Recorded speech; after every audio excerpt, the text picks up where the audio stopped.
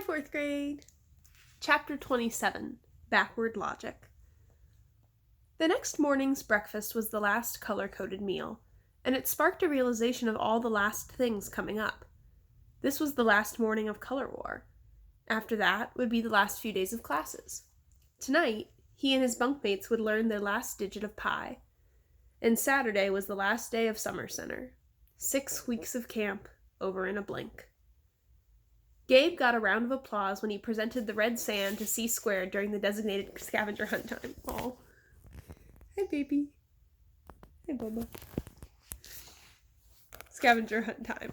Maybe it was because he didn't want his teammates to know that he'd helped a blue team member, or maybe it was because he was taking a cue from C Squared, who accepted the cup of sand without asking any questions. But Gabe decided to keep most of the details about his journey private. Nikhil thought it safer if he didn't know the specifics of how his bunkmate broke the rules, and Wesley was impressed just knowing that it had happened at all, so it wasn't too hard. Gabe had a flash of nervousness when he passed Amanda on the field, but all she did was shout, "Blue is the best!" When Jenny stuck her tongue out at him, he knew that Amanda hadn't told anyone about last night, either.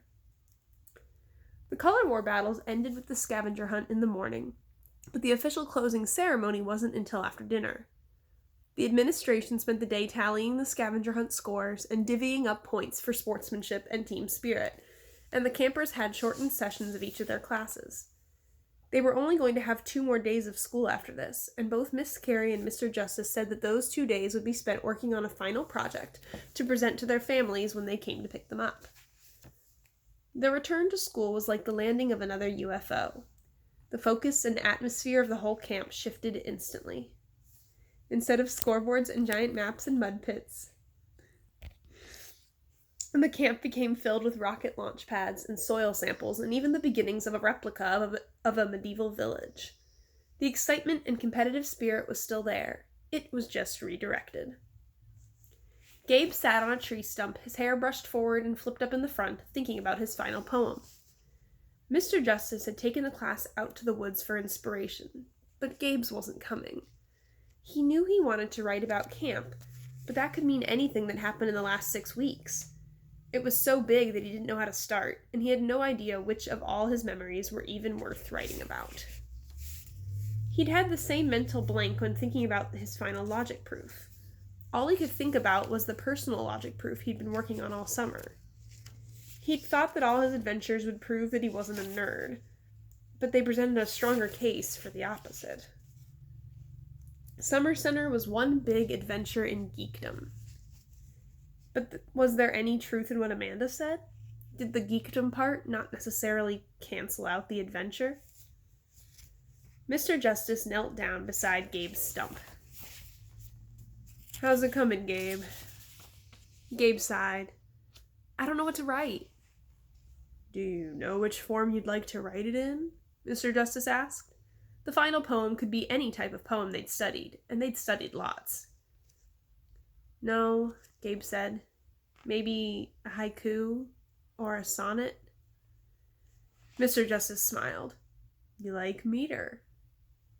Gabe nodded. He did like poems that had set rules about how many lines or words or syllables you could use. "You have to make it fit," he said, "like the old wooden puzzles I had when I was little. There was this board with the outline, and you had to figure out which pieces went where to make it come together. Writing those poems is kind of like that." Mr. Justice nodded. "Kind of like a logic problem."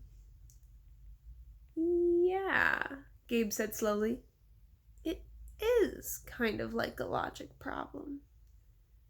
Mr. Justice stood up and went to check in with someone else, leaving Gabe with all the neurons in his brain beginning to fire.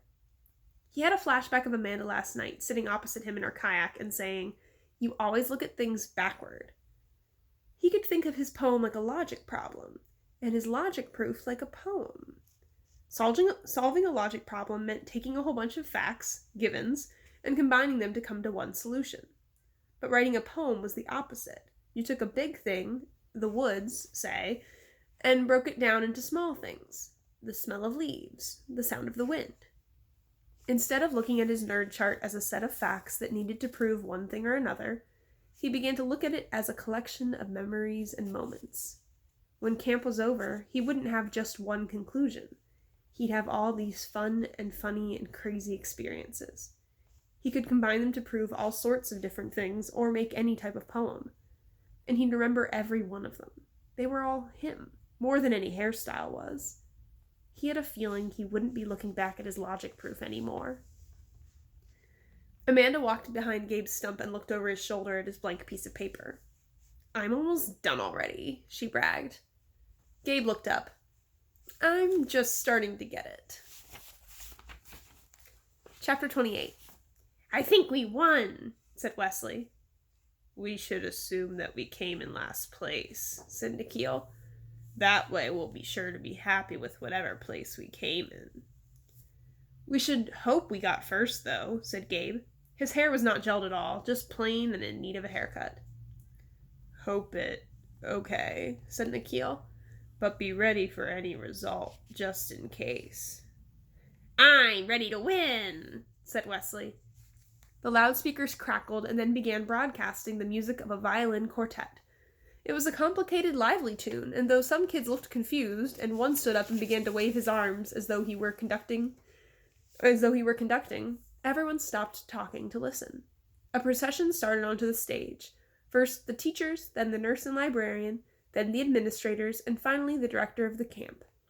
The staff formed a line at the top of the stage, and the director stood in the center wearing a red hat, a green shirt, blue shorts, and knee-high yellow socks. The music stopped, and all the campers applauded. Then the staff on stage began applauding too, but pointing their hands at the campers.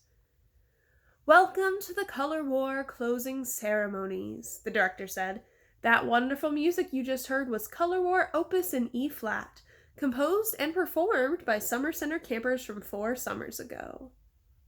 Everyone clapped again. "Before I read the final scores and announce the winner," the director continued, "I'd like you all to give yourselves a huge round of applause. You all did an excellent job. What a stimulating, enriching, fun few days we've had." A couple of days ago, they all would have jumped to their feet and begun chanting cheers about their teams. But the scores were already tallied, and classes were already back in session. All anyone cared about now was the results. "Without further ado," the director said, "I have the Color Roar results." She pulled out a multicolored envelope, and a whole roomful of bodies shifted closer to the edge of their seats. "The award for best sportsmanship goes to the red team." The red team cheered, but the other 3 teams cheered louder. Everyone knew the sportsmanship award never went to the team that had won. "The award for best team spirit goes to the yellow team." In honor of the yellow team's sing-off performance, she added in a robotic voice, or should I say the 10010 team. "We had to win it," Wesley said excitedly. "That leaves just us in blue, and only we had the red sand." Gabe swallowed, but kept quiet. What were the odds that the red sand would make the difference between winning and losing? That his sharing with Amanda would push her team over the edge and leave green in second place? And now for the final scores.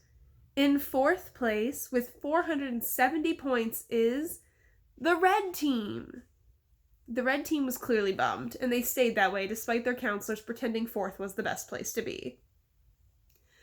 "I'm going to have to announce the rest in a somewhat different way," the director said, "because we had something incredibly rare happen. We have 2 teams tied for 2nd place, with 525 points each." A symphony of murmurs and whispers went through the crowd. "But the winning team," the director paused and let the suspense hang there, "won us over with their team spirit and sportsmanship and fantastic sing-off performance. With 655 points, it's the yellow team." The yellow team sprang to their feet and began screaming and jumping on top of one another. "Tied for 2nd, Nikhil said proudly. "I was expecting 4th. Wesley kicked the seat in front of him. "I can't believe we came in 2nd, and then we tied with blue." "At least we beat red," Gabe said, resigned. "And they knew about the milk snake." Wesley covered his eyes. Watch out, Gabe. Here comes Amanda Wisniewski, and she's probably going to say we copied her by coming in second. Gabe couldn't help but laugh, even as he shook his head. What she should do was thank him. If he hadn't shared his sand, Blue would be third to Green's second. But she probably would say exactly what Wesley predicted. She tapped him on the shoulder. We tied. You know what that means? She said. Gabe and Wesley and Nikhil waited. Amanda smiled. We're meant to be. All right, and I'll be reading the end of the book next week. We will have to decide as a class from the books that I have at home, or if people have suggestions, what book we should do for our next read aloud. Bye, guys!